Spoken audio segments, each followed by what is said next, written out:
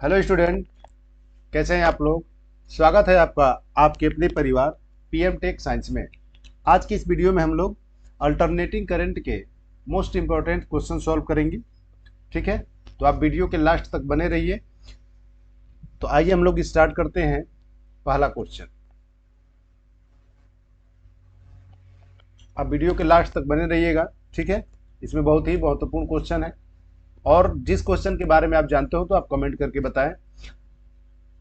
यहाँ पर पहला क्वेश्चन दिया है, किसी ज्यावक्रीय साइनोसॉइडल आगत देने पर तंत्र की प्रतिक्रिया क्या कहलाता है, प्रतिक्रिया क्या कहलाता है। तो यहाँ पर क्या होगा कि जो तंत्र की प्रतिक्रिया होती है वह प्रतिक्रिया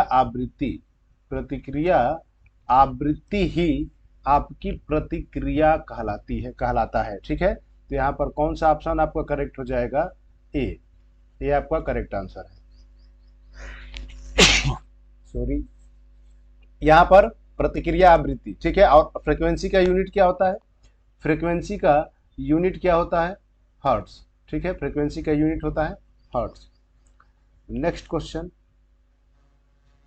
यहाँ पर निम्नलिखित में से किसके परीक्षण में शीर्ष गुणक यानी पीक फैक्टर, ठीक है, या मैक्सिमम या क्रिस्ट फैक्टर भी बोला जाता है, की जानकारी होना महत्वपूर्ण है, की जानकारी होना महत्वपूर्ण है। तो यहाँ पर निम्नलिखित में से किसके परीक्षण में पीक फैक्टर का जानकारी होना महत्वपूर्ण है। तो यहाँ पर पीक फैक्टर के लिए, ठीक है, पीक फैक्टर के लिए शीर्ष गुणक के लिए आपका द्विविद्युत रोधन का जानकारी होना आवश्यक है। ठीक है, द्विविद्युत रोधन के परीक्षण में शीर्ष गुणक का जानकारी होना महत्वपूर्ण है। ठीक है, विद्युत रोधन जो उसका रोधन जो होता है वह वोल्टेज के मान पर निर्भर करता है। चालक में आपसी अगर शॉर्ट सर्किट को क्या करता है, ये रोकता है। ठीक है, शॉर्ट सर्किट रोकता है, विद्युत रोधन यानी विरोध करना। नेक्स्ट, एक प्रतिरोध और एक संधारित्र एक एसी आपूर्ति के टर्मिनलों के बीच समांतर क्रम में जुड़े हुए हैं। इसमें जुड़े हैं, समांतर क्रम में जुड़े हुए हैं। इस समय प्रतिरोध से प्रवाहित होने वाली धारा, इस समय प्रतिरोध से प्रवाहित होने वाली धारा आपूर्ति के होगी। देखिए, प्रतिरोध और संधारित्र, प्रतिरोध और संधारित्र ये आपके जुड़े हैं, पैरेलल में जुड़े हैं एसी आपूर्ति से। ठीक है, समांतर क्रम में जुड़े हैं। उस समय प्रतिरोध से प्रवाहित होने वाली धारा, प्रवाहित होने वाली करंट आपूर्ति वोल्टेज के होगी, आपूर्ति वोल्टेज के होगी। तो यहाँ पर आपूर्ति वोल्टेज यानी, और जो इसमें करंट प्रवाहित होगा तो यहाँ पर बंटवारा होगा, पैरेलल है। तो यहाँ पर जो प्रतिरोध है इसके संबंध में करंट क्या होगा। तो देखिए, जब दो आर और सी, ये क्या है आपका रेजिस्टेंस और ये कैपेसिटेंस, जब पैरेलल कॉम्बिनेशन में जुड़े हैं तो जो आपका वोल्टेज प्रवाहित होने वाली जो धारा है, ठीक है, आपूर्ति धारा के क्या होती है, ये लैगिंग होता है, पश्चगामी होता है। ठीक है, लैगिंग धारा का क्या होता है, लैगिंग होता है यानी पश्चगामी। अगर ये आरसी सीरीज सर्किट है, आरसी सीरीज सर्किट होगा, तो आरसी सीरीज सर्किट होगा तो इसमें वोल्टेज, ठीक है, वोल्टेज जो होगा वो करंट क्या करता है, ये करंट लीड करता है। ठीक है, करंट से क्या करता है, वो लीड करता है। अगर प्योर कैपेसिटिव है तो ये 90 डिग्री लीड करेगा, अगर इंडक्टिव है तो 90 डिग्री लैग करता है। ठीक है, तो यहाँ पर क्या होगा, पश्चगामी। नेक्स्ट क्वेश्चन, श्रृंखला सर्किट में शॉर्ट सर्किट का पता लगाने के लिए निम्न में से कौन सी एक वैध तकनीक है। ठीक है, कौन सी एक वैध तकनीक है। तो यहां पर श्रृंखला सीरीज सर्किट में शॉर्ट सर्किट का पता लगाने के लिए निम्नलिखित से कौन सी विधि है। तो एमीटर द्वारा एक विशाल वर्तमान प्रवाह का संकेत दिया जाता है। एमीटर द्वारा, एमीटर यानी जो करंट मापा जाता है उसके द्वारा एक विशाल, ठीक है, मैक्सिमम आपने वर्तमान प्रवाह का संकेत दिया जाता है। ठीक है, लॉग शॉर्ट सर्किट होने के दौरान धारा का मान जो होता है आसान बहुत मैक्सिमम हो जाता है। शॉर्ट सर्किट होने के दौरान धारा का मान उच्च हो जाता है। तो यहाँ पर प्रतिरोध का मान क्या होता है, कम होता है। जैसे क्योंकि प्रतिरोध अगर ज्यादा होगा, प्रतिरोध अगर ज्यादा होगा तो करंट का मान क्या होगा, कम होगा। यानी अगर करंट बहुत ज्यादा होगा तो प्रतिरोध का मान क्या होगा, बहुत ही कम होगा। ठीक है, तो अमीटर उच्च मान के पाठ्यांक को क्या करता है, इंडिकेट करता है। तो यहां पर कौन सा हो जाएगा आपका, बी। नेक्स्ट, विमानों, जहाजों और कई यूरोपीय देशों में घरों में विद्युत आपूर्ति की सुरक्षा प्राथमिकता पर ध्यान देते हुए विद्युत आपूर्ति लाइन में दिया जाता है। विद्युत सुरक्षा पर ध्यान देते हुए विद्युत आपूर्ति लाइन में दिया जाता है, विद्युत आपूर्ति लाइन में दिया जाता है। तो यहाँ पर ऑप्शन है 110 वोल्ट, 220 वोल्ट, 90 वोल्ट और 440 वोल्ट। तो इसमें कौन सी वोल्टेज दी जाती है, तो आपका 110 वोल्ट दिया जाता है। ठीक है, 110 वोल्ट दिया जाता है। और जैसे आप लोग इंडिया में ट्रेन वगैरह में भी देखेंगे तो 110 वोल्ट लिखा होता है डीसी। 110 वोल्ट क्या होता है, डीसी। बट वो आपका परफेक्ट डीसी नहीं होता है, उसमें कुछ मात्रा एसी के कंपोनेंट भी मिले होते हैं, वो परफेक्ट डीसी नहीं होता है। आप उसको मल्टीमीटर वगैरह से चेक कर सकते हैं। ठीक है, तो यहाँ पर क्या होगा, विमानों, जहाजों, यूरोपीय देशों में घरों में विद्युत आपूर्ति की सुरक्षा प्राथमिकता पर ध्यान देते हुए विद्युत आपूर्ति लाइन में 110 वोल्ट दिया जाता है।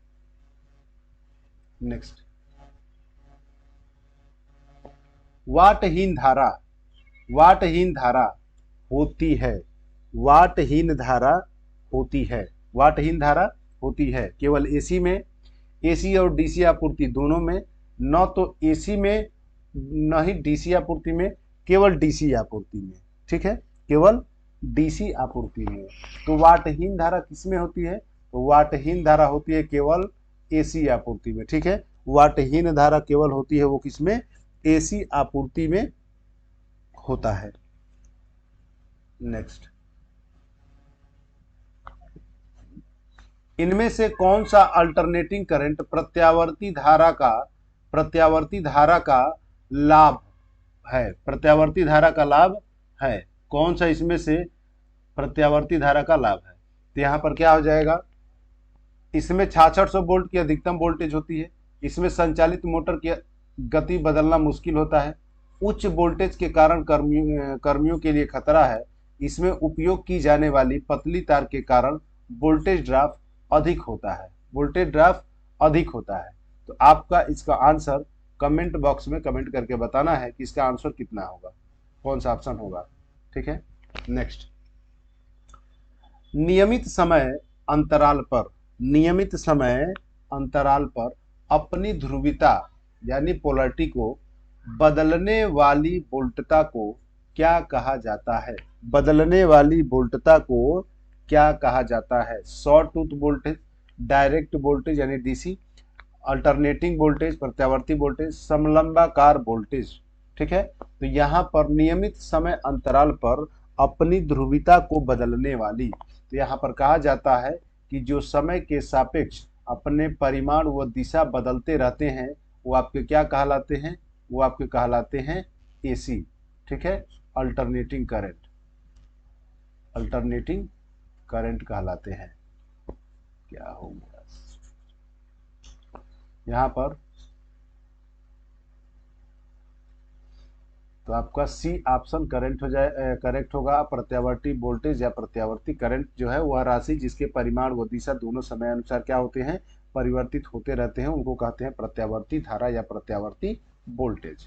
नेक्स्ट, भारत में सिंगल फेज घरेलू उपकरणों की वोल्टता रेटिंग सामान्यतः स्पेस है कि सीमा के अंतर्गत होती है, कि सीमा के अंतर्गत होती है। तो भारत में, इंडिया में सिंगल फेज घरेलू उपकरणों के लिए 220 वोल्ट से 250 वोल्ट होती है। और इंडिया में स्टैंडर्ड जो सप्लाई आवृत्ति है, स्टैंडर्ड, ठीक है, स्टैंडर्ड जो सप्लाई फ्रीक्वेंसी है, सप्लाई फ्रीक्वेंसी, वह आपका कितना होता है? 50 हर्ट्ज। कितना होता है? 50 हर्ट्ज। नेक्स्ट दिया है कि छत का पंखा ए की बाहरी बॉडी घूम रही है, बाहरी बॉडी घूम रही है, और छत का पंखा बी का सेंट्रल रोटर घूम रहा है। ठीक है, सेंट्रल रोटर घूम रहा है। तो इससे पता चलता है कि छत का ए की बाहरी बॉडी, जो बाहरी आवरण दिखता है, वो बॉडी घूम रही है, और छत का पंखा बी सेंट्रल रोटर पर घूम रहा है, रोटर घूम रहा है। तो इससे पता चलता है, इससे क्या पता चलता है कि ए दिष्ट धारा पंखा है, जबकि बी प्रत्यावर्ती धारा। ठीक है, ए प्रत्यावर्ती धारा पंखा है, जबकि बी दिष्ट धारा है। दोनों ही प्रत्यावर्ती धारा पंखे हो सकते हैं, दोनों ही दिष्ट धारा हो सकते हैं। देखिए, जिस छत का बाहरी बॉडी छत के पंखे का, सीलिंग जो फैन होते हैं, उसका बाहरी बॉडी क्या होता है? घूमता है, बाहरी बॉडी घूमता है। तो बाहरी बॉडी घूम रहा है, उस दौरान यह क्या कह सकते हैं कि बाहरी बॉडी घूमने का मतलब है कि उसमें आप लोग देखे होंगे तो किस पे होता है? आपका प्रत्यावर्ती धारा पंखा है। ठीक है, एसी फैन है, और जिसका छत का पंखा सेंट्रल रोटर घूमता है। क्या घूमता है? रोटर, बॉडी स्थिर। ठीक है, तो आपका क्या होगा? डीसी पंखा होगा। तो यानी इसके लिए कौन सा करेक्ट आंसर हो जाएगा? बी।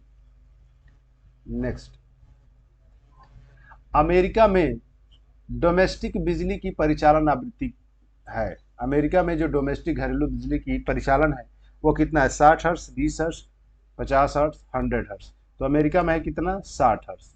अमेरिका में है आपका 60 हर्ट्ज, और इंडिया में कितना है? इंडिया में है आपका 50 हर्ट्ज। भारत के घरों में सिंगल फेज सप्लाई वोल्टेज किस रूप में होता है? सिंगल फेज सप्लाई वोल्टेज आपका किस रूप में होता है? तो यहाँ पर सिंगल फेज से जो सप्लाई वोल्टेज है वह 3 फेज है। ठीक है, तो वह आपका होगा आरएमएस वोल्टेज। ठीक है, हमेशा जो वैल्यू बताते हैं वो किस में बताया जाता है? आपको आरएमएस में ही बताया जाता है। और जैसे एवरेज वैल्यू है तो पूछा जाए कि वाट मीटर। ठीक है, वाट मीटर क्या कंज्यूम करता है? आपका वाट मीटर। तो वाट मीटर आपका एवरेज वैल्यू को कंज्यूम करता है। ठीक है, एवरेज वैल्यू को। और जो भी आपका सप्लाई वोल्टेज है उसको हम लोग आरएमएस वोल्टेज में ही बताया जाता है। नेक्स्ट, भारत में 230 वोल्ट के घरेलू एसी मुख्य आपूर्ति वोल्टेज की मानक आवृत्ति है। मानक आवृत्ति है इंडिया में, स्टैंडर्ड फ्रीक्वेंसी के लिए मानक आवृत्ति है। तो कितना है आपका? 50 हर्ट्ज। ठीक है, भारत में कितना? अभी मैंने जस्ट बताया आपको, कितना हो जाएगा इसका? 50 हर्ट्ज।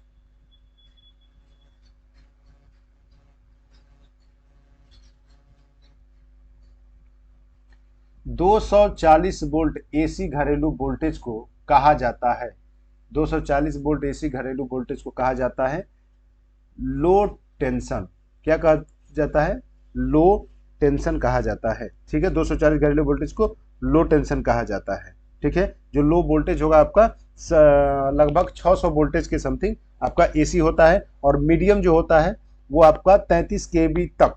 ठीक है, 33 केवी तक होता है। हाई वोल्टेज 33 केवी से ऊपर 120 तक होता है। अब उसमें जैसे कि आपका मैक्सिमम जो होता है वो आपका अल्ट्रा, ठीक है, अल्ट्रा हाई वोल्टेज की बात करेंगे तो ये आपका होता है 765 केवी। ठीक है, 765 केवी। और एक्स्ट्रा हाई वोल्टेज जो होगा वो आपका 220 केवी से 765, और 765 जो होता है वो आपका अल्ट्रा हाई वोल्टेज में आता है। और कहीं कहीं आपको ये 800, किसी किसी बुक में ये आपको 800 केवी के ऊपर भी होगा।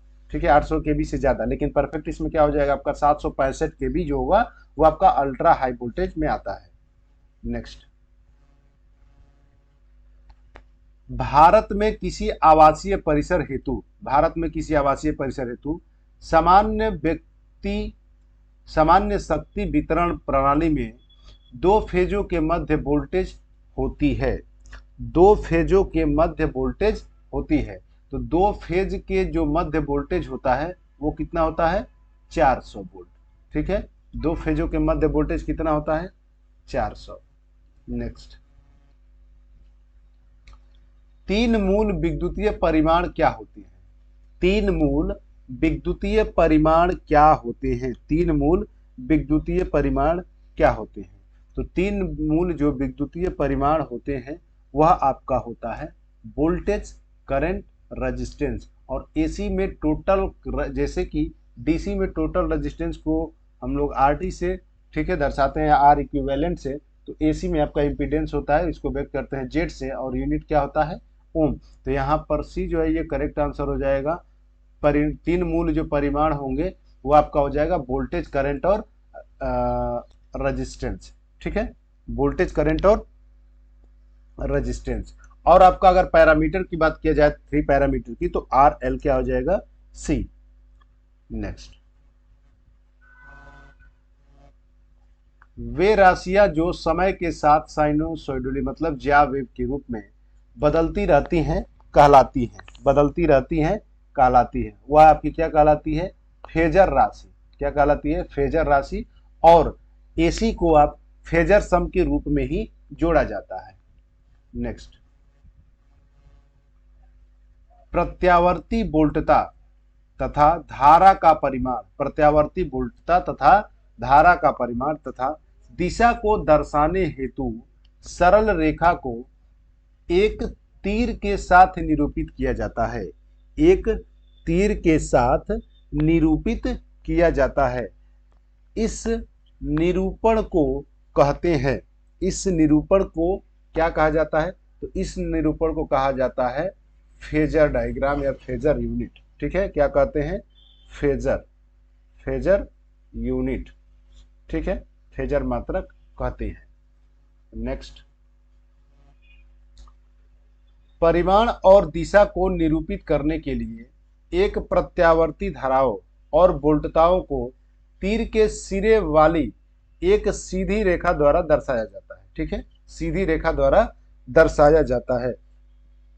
इस निरूपण को क्या कहा जाता है, तो इस निरूपण को कहा जाता है सदिश राशि। ठीक है, क्या कहा जाता है, सदिश राशि कहलाता है। या जैसे कि हम लोग स्टैटिक्स में आप ए वेक्टर के रूप में लिखते हैं, तो ये वेक्टर यानी सदिश के रूप में होता है, जिसके परिमाण व दिशा दोनों होते हैं, सॉरी हाँ, परिमाण व दिशा दोनों होते हैं, और अदिश में केवल परिमाण होता है, दिशा नहीं होता है। नेक्स्ट, यहाँ पर स्पेस दिया कि रूप से भिन्न प्रत्यावर्ती मात्रा को, भिन्न प्रत्यावर्ती मात्रा को फेज के रूप में व्यक्त किया जा सकता है। फेज के रूप में व्यक्त किया जा सकता है, तो ज्यावक्रीय को, ठीक है, साइन वेव को, ज्यावक्रीय को, ज्याकर्व को, रूप से भिन्न प्रत्यावर्ती मात्रा को फेज के रूप में व्यक्त किया जा सकता है। नेक्स्ट,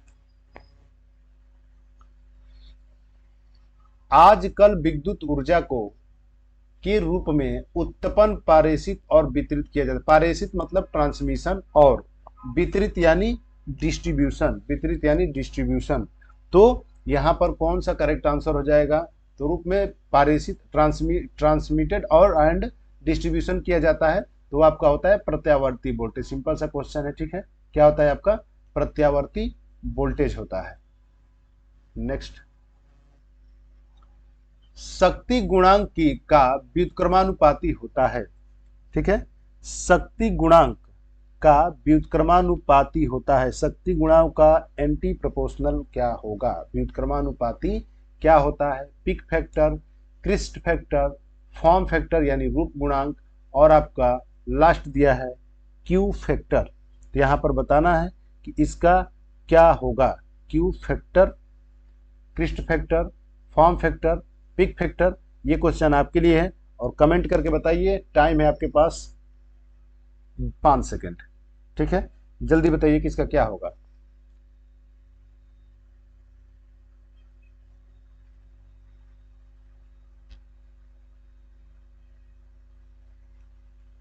देखिए, जो शक्ति गुणांक होता है क्यू फैक्टर, यहाँ पर इसका आंसर हो जाएगा, और शक्ति गुणांक यानी पावर फैक्टर बराबर होता है फेज एंगल का कोसाइन क्या होता है, पावर फैक्टर कहलाता है।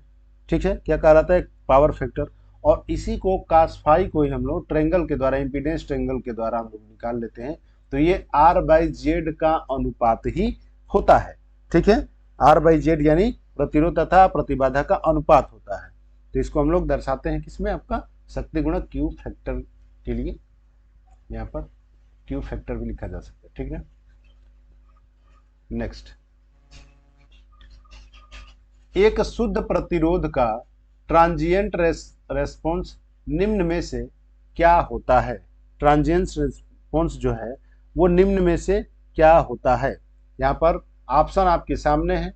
परिपथ के परिस्थितियों पर निर्भर करता है, हाई ओवरशूट, कोई ट्रांजिएंट परिस्थिति नहीं आएगी, कम ट्रांजिएंट होगा, कम ट्रांजिएंट होगा।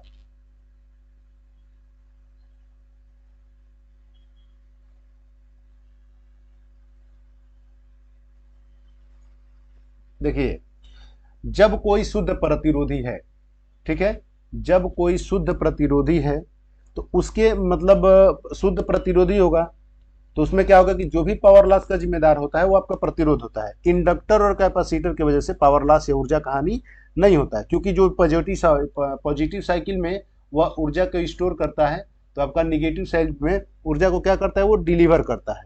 तो ये दोनों लोग अपने एल और सी जो है यह ऊर्जा हानि के लिए एलिमेंट नहीं माने जाते हैं। तो यहाँ पर क्या होगा कि जो ट्रांजिएंट रेस्पॉन्स होगा, यहाँ पर कोई ट्रांजिएंट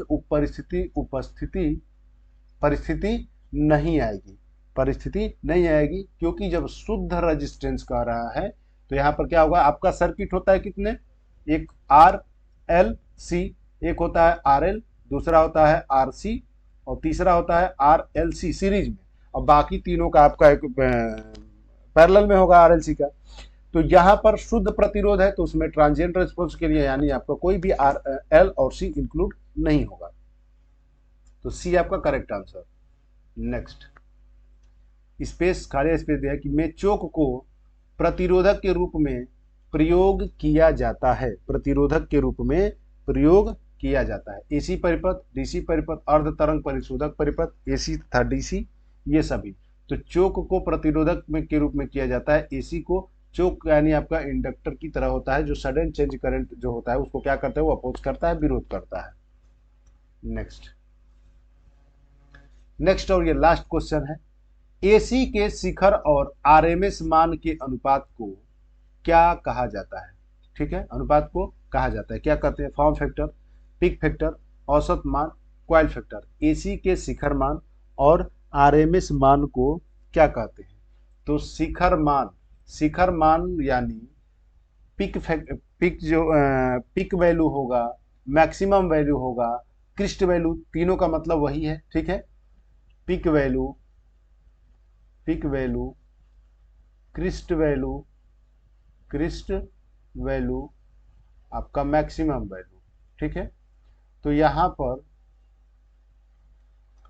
पिक फैक्टर कहलाता है, यानी पिक फैक्टर इक्वल टू शिखर मान यानी मैक्सिमम वैल्यू अपान में आरएमएस वैल्यू। ठीक है, मैक्सिमम वैल्यू यानी आरएमएस वैल्यू आपका क्या कहलाता है, पिक फैक्टर कहलाता है। ठीक है, तो वीडियो कैसा लगा, अगर वीडियो आपको अच्छा लगा हो तो चैनल को सब्सक्राइब जरूर करें और वीडियो को ज़्यादा से ज़्यादा शेयर करें। टेक केयर, धन्यवाद।